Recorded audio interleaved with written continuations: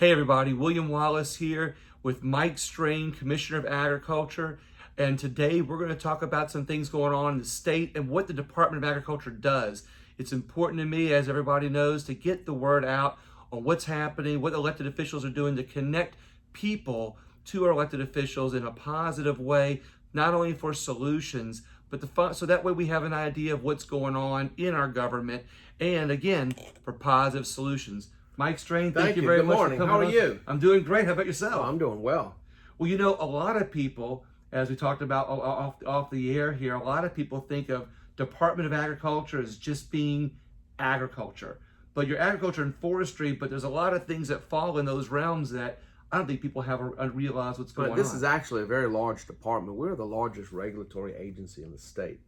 And so when you look at the many different offices that come under the umbrella of the Department of Ag and Forestry, so I'm one of the 7 constitutional officers of the state. I'm the Commissioner of Agriculture. What you think traditionally of agriculture, you know, row crops and dealing with grain elevators and cotton and rice and all that. I'm also the Commissioner of the Office of Forestry.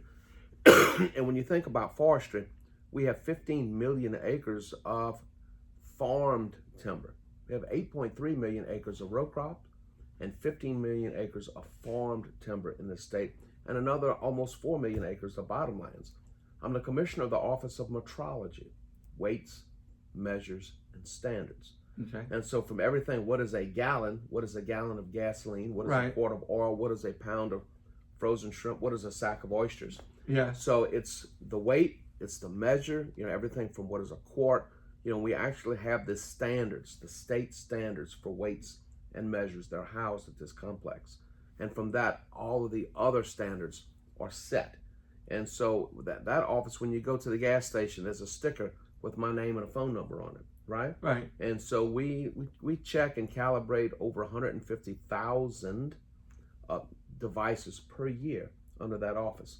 I'm the Commissioner of the Office of Agriculture and Consumer Services, where we have all of the different grain elevators. We have all the grains and everything that we do. We regulate the grain industry. So when you see those shiploads of grain, right, well, it's got to be graded, right? Right. We also monitor that through our seed programs to make sure that the seed that the farmers are planting is viable. And we produce a lot of seed in this state. Seed is very, very, very valuable. We certify those seeds.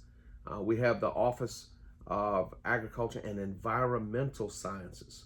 It is there where we regulate the chemical industry. So when you think of your termite sprayer, the person that sprays your house for roaches, and that's over $1 billion industry in of itself. So any of the chemicals that are sprayed, you know, either in the air, on the land, over water, pesticides, herbicides, fungicides, all of that we regulate with a direct contractual relationship with the Environmental Protection Agency. Okay. We also have, that's where the horticulture industry, the plant industry lies there. So landscape irrigators, the landscape architects, all of those different entities that have everything from an arborist to a florist is under that. And we regulate and we monitor for disease as well as for the orderly conduction of commerce. Right. The Office of Animal Health and Food Safety.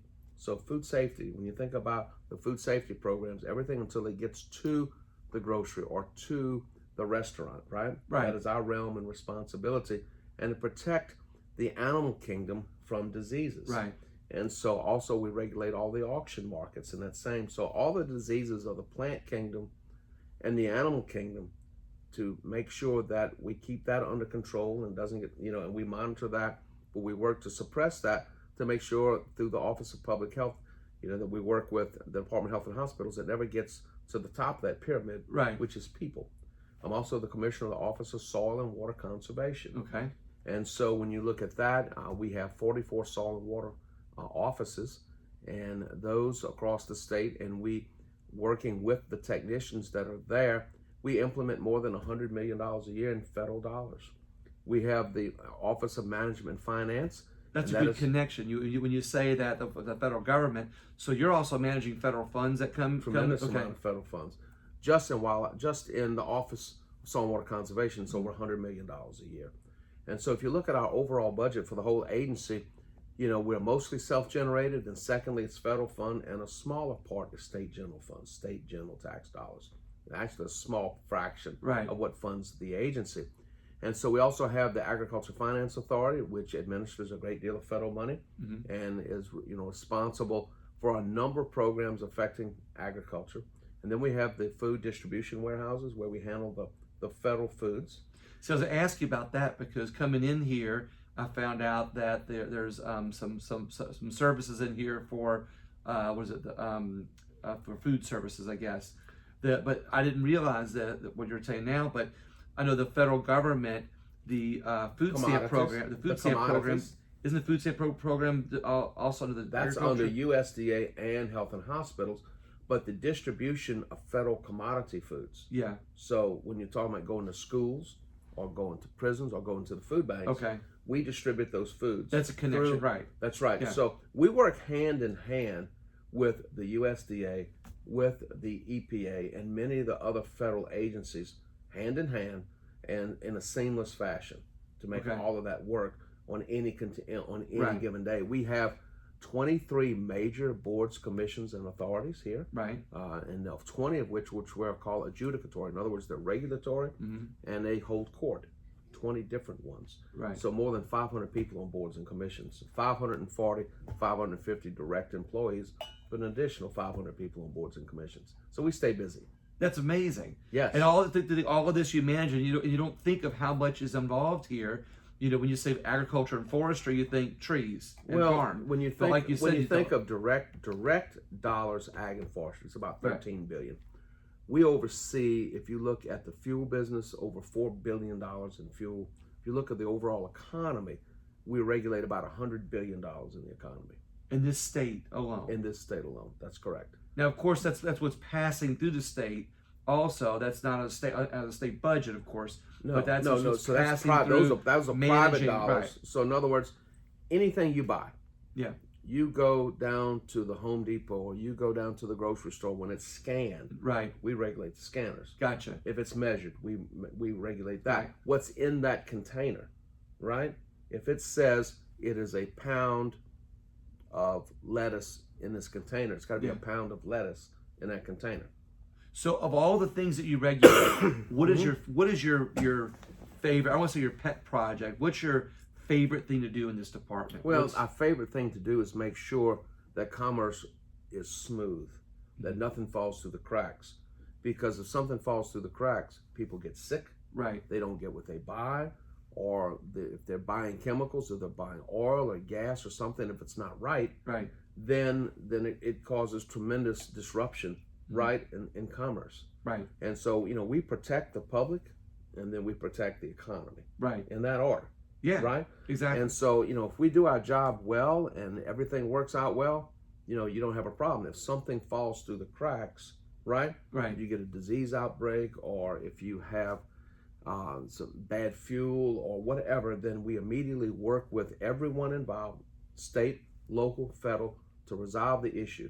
So, it's rapid identification, and then it's rapid correction, and then you do what we call the hot wash to figure out what went wrong and why, to try to stop it from happening again. So what is the biggest crop or the biggest commodity in Louisiana? Or what are the three? Well, if you look at dollars, let's talk about dollars. Because some people say crawfish. Well, yes. The number one high dollar today is poultry, and that is going to generate between $1.5 and $2 billion this year. Number two is probably going to be sugar cane at about 1.1 to 1.2. Next is going to be forestry at about $1 billion. Following on that, you're probably going to have soybeans at about 900 million. And then, of course, you're going to have rice, corn, and cotton really close together. And you have, of course, if you look at crawfish, that's about $200 to $250 million. Do we ship a lot out? Most of it. A lot of our crawfish is shipped out, yes. So one of our biggest customers is actually Texas. Remember, the majority of fresh crawfish, the majority of fresh seafood in the United States comes from Louisiana or Louisiana waters. So crawfish is a huge deal. But like we say, we eat all we can and we sell the rest, So, and that's a growing industry. It's growing. Now, is sugarcane getting smaller in I mean, because Sugarcane is stable. Because you used to think, I say that because I used to think that sugarcane was our biggest crop, you know, and now when I drive around, you know, different Depends places on where you're from. Well, I see places that used to be sugarcane fields that are now subdivisions. That's right. That's right. So those acres have to move somewhere else. Yeah. A lot of those acres are moving upriver, okay, right, into the central Louisiana. So they are moving now. They are moving, yes. Okay. They are moving and reallocating.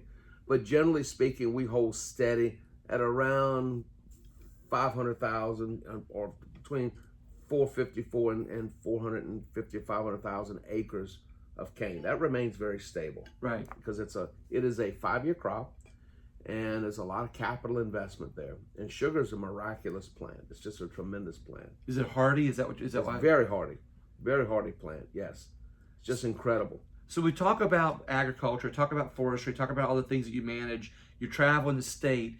Is there anything that we could let people know about that maybe they need to go visit and see? Well, agriculture, forestry, that would be. You need to look at the agricultural industry, industry, right? The largest industry in Louisiana is ag and forestry. Okay. Ag, forestry, agriculture, right? Okay. Over 275,000 jobs. We export over 8.3 billion of our products through the ports. The majority of grain that is exported in the United States comes through our ports down the mighty Mississippi River. Yeah. So when you drive and you see the field next door to the interstate, what you really need to do is fly over the state, and as far as you can see, over the nose and wingtip to wingtip, is fields and trees, right? Yeah. 85% of the land mass of Louisiana is in agriculture, forestry, and aquaculture. Wow. So when you talk about the economic engine of the state, right, and it's in production, it's generating dollars, it's generating jobs, it is a foundational base. And when we talk about the natural resource-based industries, agriculture, forestry, aquaculture, oil, gas, mining, minerals, right, these are the foundational industries of the economy. Wealth begins with the earth. I love it. Wealth begins with the earth. Everything else modifies that, right? And this is so important for Louisiana because I think we have so many natural resources. We are phenomenally rich in natural resources. Yeah. And we've got water. We've got good climates. We have the richest soil in the world. Right. And you think about that. Yeah, exactly. You get alongside that Mississippi River, my gosh, right? Which is why all the plantations were there. Yeah. That's exactly why they were there. Yeah. Yes. And so you put all this together, that's a resource that we have to protect. And so, you know, that's why we're in constant discussion with our legislators. Yeah. We must protect the foundation of our economy. Right. You know, we need to enhance it, we need to grow it, we need to do everything we can. And then if you do that, you grow the economy, and guess what? Now you got money for everything else. Yeah, right. Right? You know, it's like a guy told me one time, said, Doc, said, I hate to tell you, we're going to have to take some of that ag money because we're going to need to spend it on health care. Right. I said, well, let me explain something. Who told you that? Yeah, it was a legislator at the time. He said, let me explain. He said, you like ice cream? Yeah. Well, to get ice cream, you got to have cream. Yeah. To have cream, you got to have milk. To have milk, you've got to have a milking parlor. You've got to have a cow. You got to have a pasture. Right. So when you get to what's at the top, right? What you're spending this on, you've got to have a foundational base. Right.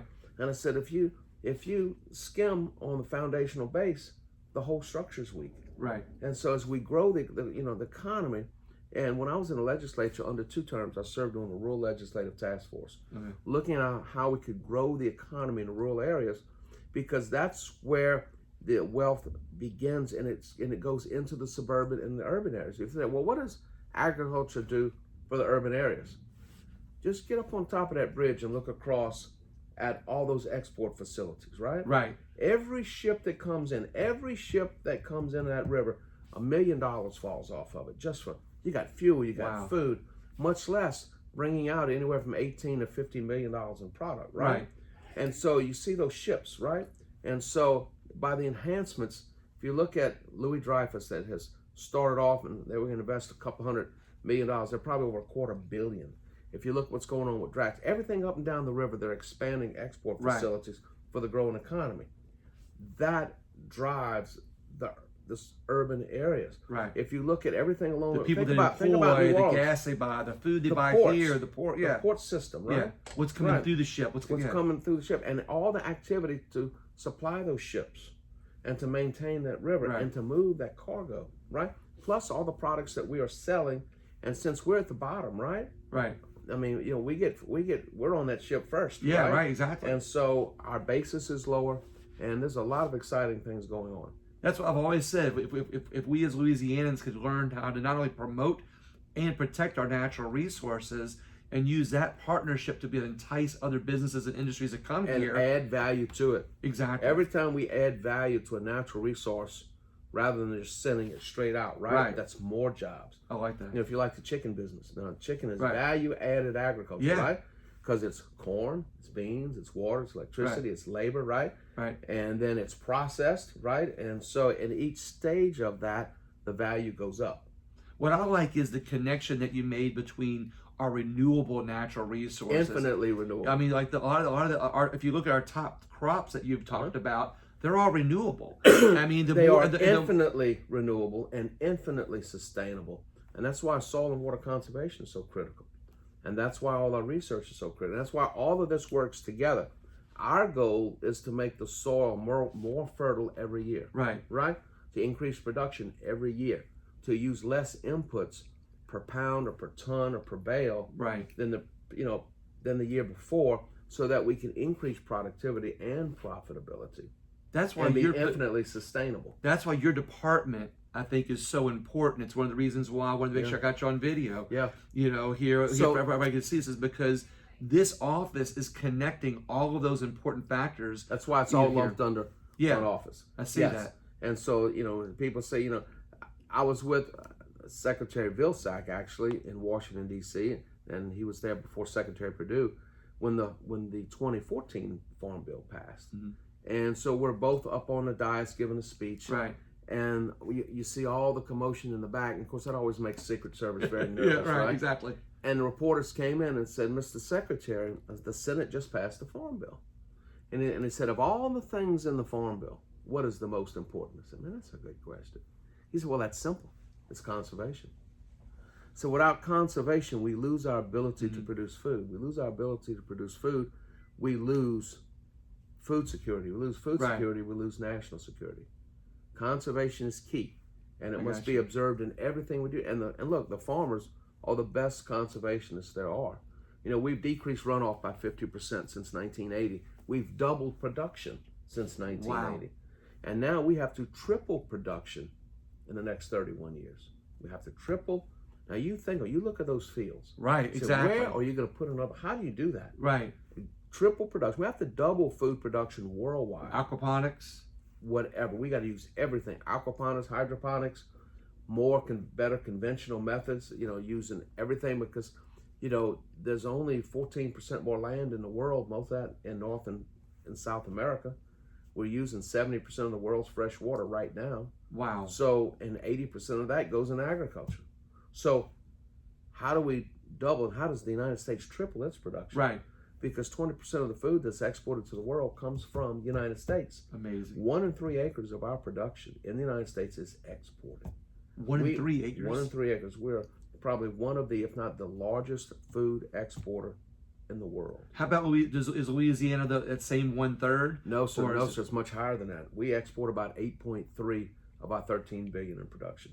We're more than 50% of what. So when you think about that, it shows that not only how many dollars agriculture brings in. That's right. How this department, you know, manages that, but also, I guess from what you said, conservation is probably one of the top things on your agenda here in this department. Every dollar you export brings in an additional $1.24 into the economy. That circulates 5 times in the economy, right? That's hard cash dollars, and you know, and that's why if you see all these export facilities, that's why they're here, right? And we keep enhancing them. That's why we have to invest in infrastructure, right? Railroads, roads, bridges, to be more efficient, to move all of these renewable sources around from farm to the market. And you know, it's about the economy. It's about money, right? Yes. And so we said, yeah, we need a new bridge in Baton Rouge. Yes, we do. Absolutely. It's also critical that we have the bridges to move those trucks across, to move the grain and the timber. Exactly. Right? Again, the foundation of the economy. The foundation of the economy. So in any comprehensive infrastructure plan, the rural roads and rural bridges must be at the forefront and not at the tail end of that plan. Right. not many people realize how important this department is. One last question, because I know we've kept you here for a while, but we talked about this on the radio, was hemp. And hemp, you talk, because hemp is a growing part of the economy. They just started. We submitted our plan to the federal government last week. Yeah. Of course, we didn't get the rules from the federal government till last week. Right. We've been waiting and waiting and waiting. And so right now, since we had to submit our plan prior to having the rules, right? That's just kind of, we had it within like a 24-hour notice. Right. But we've been working on these rules now since we're in the legislative session. So we are going to do an addendum to our plan that will take care of the minor differences between the federal rules and the state plan. Right. We will be going back before the legislature in December. The legislature, the House and Senate Ag committees must approve the plan, and then it is so we can get everything in motion, and we will be then going ahead and signing up people to grow the hemp. So we will be registering farmers, registering processors. So all of that should be in motion. We hope to have the plan approved probably by mid-December by the legislature, by the House and Senate Ag committees. Gotcha. And we hope to have the plan approved probably within the next 30 days, we expect, by the federal government. Right. Too. So both of them have to approve the plan, right? Yeah. But we've been working with all of them to write this plan. And so once that is in place, then we will have people bringing in seeds. And the seeds, when they buy the seeds, they're going to have to submit to us a certificate of third-party verification. Because one, we want to make sure that if you're planting hemp, well, you're getting hemp. Right. Because you're going to be paying, those seeds are not, they're not inexpensive. Yeah. And that also that it is of good, viable germination. And of course, when that plant grows out, it's got to be less than 0.3% THC. Right. Because I have to inspect every crop within 15 days of harvest. See what I do randoms. I have to randomly inspect all the hemp fields as well. And so we'll be doing that in person and probably using drones, flyovers. And we'll check them out. Check them out. Yeah. Make sure that what they're testing on the outside of the field is the same as what's on the inside of the field. No, sir. There's a specific mathematical formula that is in the federal rules we have to follow for testing. Okay. There is a specific protocol. See, I like this. This is the stuff we find out. Yeah, it's a mathematic, almost like an algorithm. Yeah. That shows how many samples for how many acres and how you do it, so you get a representative sample. So those inspectors have to go into the field, into there, and we have approved testing methodology of how to get the samples. These are the things I wanted to point out about how, it's people who think about talking about growing hemp, it's not as easy as you think. But people who talk about your job and the department's job, it's not as easy as you think. But one thing I like to point out is how much new agriculture, how many new things that you're bringing to the state to help the state. That's right. Because ultimately this helps our state do better. And we're looking at other crops too. There's a lot of discussion about olives, avocados, so many things that we need to look at and diversify more fruits and vegetables as well that you can do on small farms. So a lot of excitement. Help out the small guy too. Absolutely. I love it. Well, I want to thank you very much for your time. Thank you. We'll come back. I really appreciate it. We are going to come back. Thank you. Everybody else, you'll find this. Like I said, share it on my Facebook page, William Wallace for Louisiana. We're going to have more stories like this, finding people with positive solutions. I highly recommend that you look up this Department of Agriculture and see all the great things they're doing. You can find their website. Where's www.ldaf.la.gov. I love it. Thank you very much for tuning in, guys, and have a great day.